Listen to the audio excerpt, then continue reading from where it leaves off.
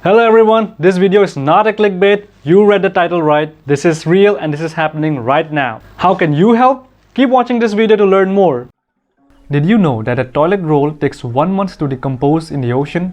Plastic bags, 10 to 20 years. A simple cigarette, 10 years. Glass, over 4,000 years.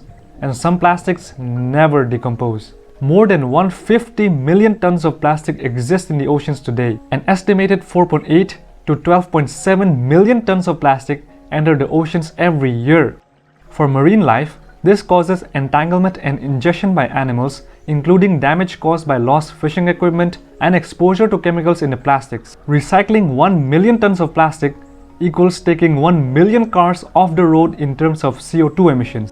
There is enough plastic in our oceans to circle the earth more than 400 times. 35 billion plastic water bottles are thrown away every year. Because of this, 1 million seabirds and over 100,000 marine animals are killed annually from plastic in our oceans. Plastic constitutes approximately 90% of all trash floating in the ocean. And sadly, 50% of the plastic we use just once and then throw it away. You might be thinking, do plastic water bottles really get recycled?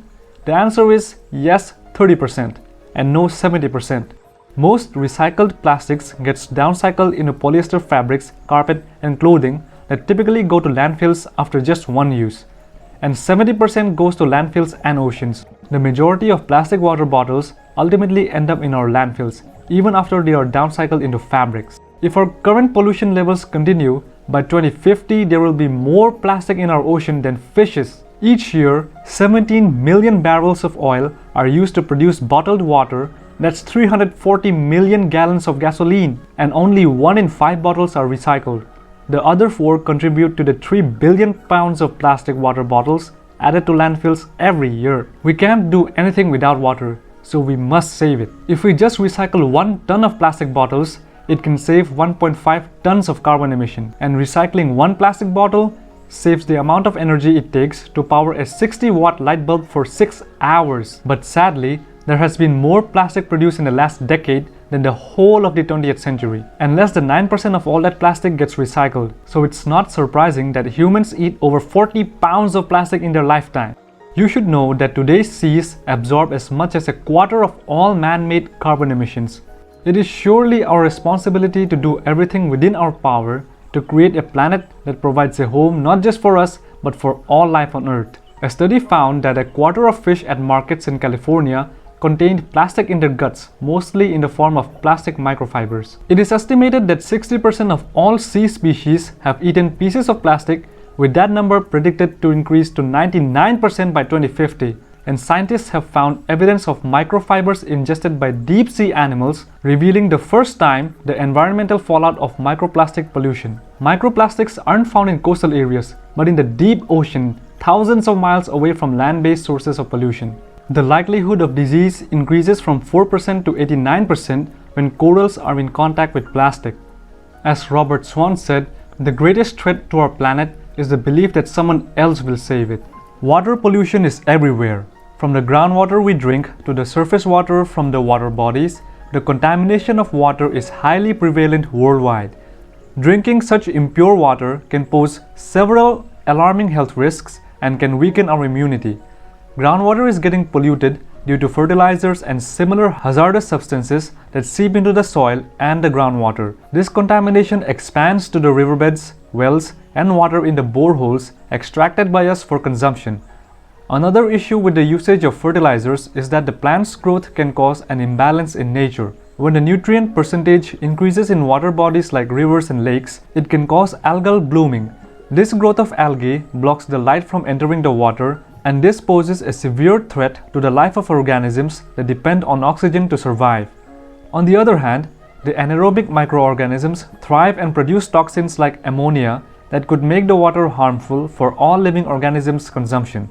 The contamination of surface water can happen in many ways. Emptying hazardous industrial waste into water bodies, discarded daily waste from homes like plastic that floats on the surface. So due to this contamination, the water quality drops down to a great extent and makes it undrinkable directly. Chemical pollution includes the usage of pesticides and fertilizers in agriculture. The Great Pacific Garbage Patch is a huge area in the North Pacific Ocean where tons of garbage has accumulated over time, most of which is plastic waste. The weight of all this plastic is probably more than 80,000 tons, and these figures continue to grow. Its size is almost the same as the USA. And if we choose not to intervene, it is only going to get worse. This is the state of just one of the 5 plastic accumulation zones in our oceans. So you can imagine how harmful the collective numbers might be. It may not be surprising, but the cause of the Great Pacific Garbage is our super high and unnecessary plastic use. Another cause is our incompetent methods of disposing these plastics. The situation has gotten so bad that marine animals have no other option but to consume these pieces of plastic and ultimately end up dead. Plastic is not biodegradable, and when these plastics end up in the ocean, they pollute the water. They also start leaching their harmful chemicals into the ocean. What can we do to stop it? While fixing and cleaning up this humongous garbage patch seems like a mountain task ahead, there are steps that we can take in our day-to-day lives to prevent adding to it and also prevent the formation of newer garbage patches in other parts of our oceans. As responsible inhabitants of Earth, it is our duty to do our part in preventing water pollution, at least as an individual. Here are a few water pollution solutions you can follow. Do not dispose of oils in the sink.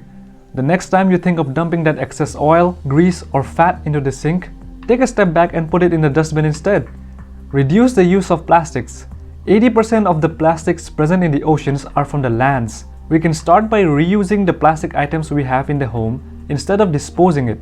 The next time you're planning to buy a plastic item, look for similar alternatives made of wood or any other sustainable material.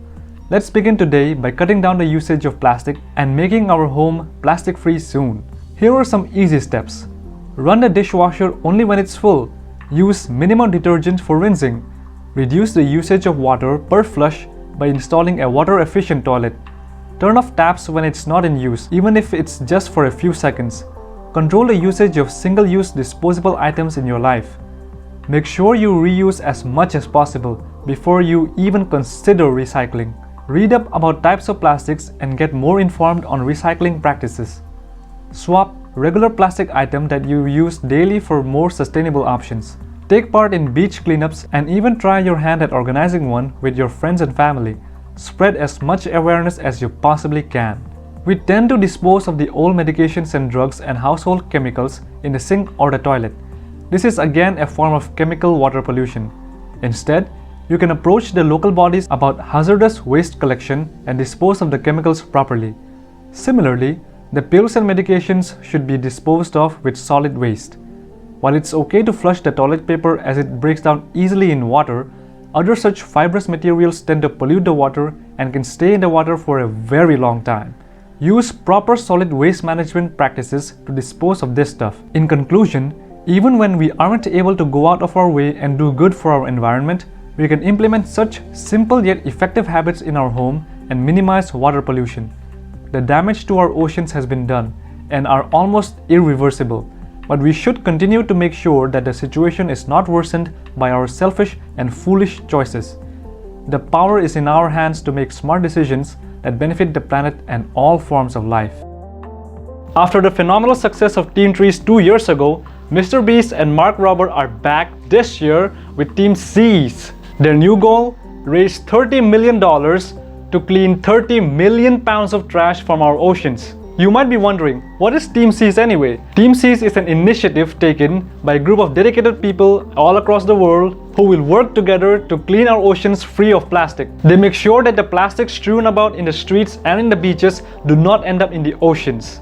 You can join the cause now. Let us join hands together for TeamSeas. Get in touch with us to know more about how you can be a part of the cause. So are you interested in doing more for our planet? To learn more about how you can help, check out the links in my description down below. And I will see you in the next one. Bye bye.